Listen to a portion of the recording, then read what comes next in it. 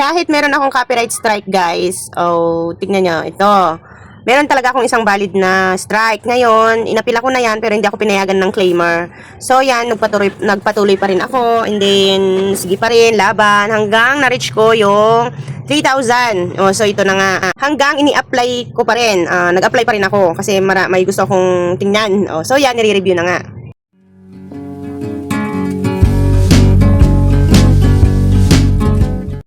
March 12 ng umaga, 7 ata, 7 or 8. Ito na yung nagisingan ko.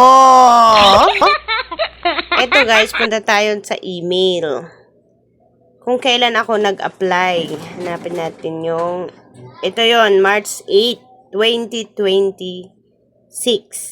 Yan. Kasi meron na akong, yung apply ko nung nakarakaraan pa, 2016 ata, 2016, nag-apply ako ng Google AdSense na akala ko naman pwede lang mag-apply ng maaga, hindi pala. Dapat isasabay mo na sa pag-apply sa YouTube requirements. So, yun. Eto nga, nag-apply ako, na-detect nila or na-scan ni YouTube yung Google AdSense na ginawa ko noon. So, yan na.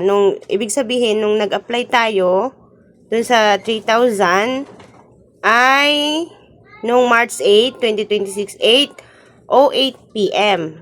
So, nag-reply siya. Wait lang. Nag-reply siya ay eto. Dahil sa isang binabati ka namin na tanggap ka sa YouTube partner. Diba? Saya. Basahin natin yung niya. Nagawa mo dahil sa isang natanggap ka sa partner program ng YouTube, partner program o YPP. Para magsimulang kumita habang pinapalago ang iyong komunidad at channel, iyon ang future ng mga monetize kabilang ang mga channel membership fee. Ito pa lang yung avail nung 3,000. Channel membership fee, tama nga. Super thanks, super chat, super sticker at feeling feature ng YouTube shopping. Yan pa lang yung maa-avail mo. Pero meron siyang sinasabi dito na base sa pagkaintindi ko nung bago ako mag-apply dun sa mga panuto doon na pwede mo na siyang i-apply dun sa 3,000. Pwede mo na daw yun i-apply. Basta, hindi. Ibig ko sabihin, pwede mo nang i-apply tapos tutulungan ka nilang mapalago pa yung channel mo or maabot mo siguro yung 4,000. Kasi 'di ba yung update ngayon ng requirements ni YouTube, wala nang apply dun sa 4,000.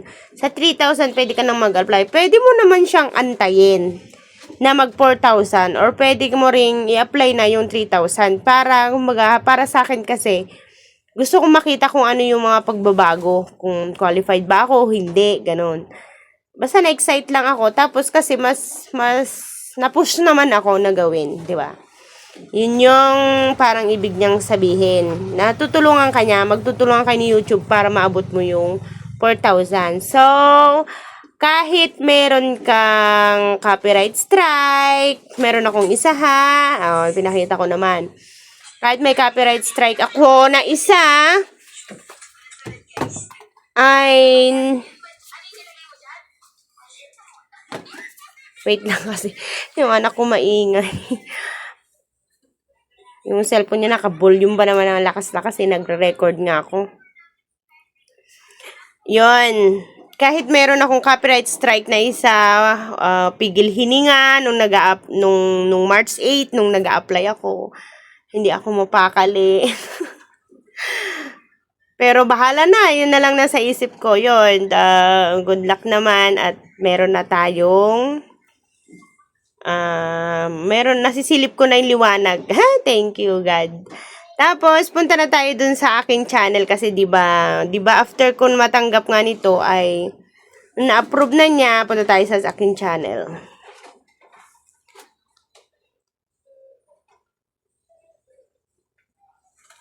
Yan.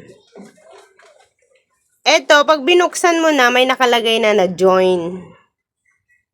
Join. Dito kasi hindi nyo makikita gawa ng sariling account ko eh.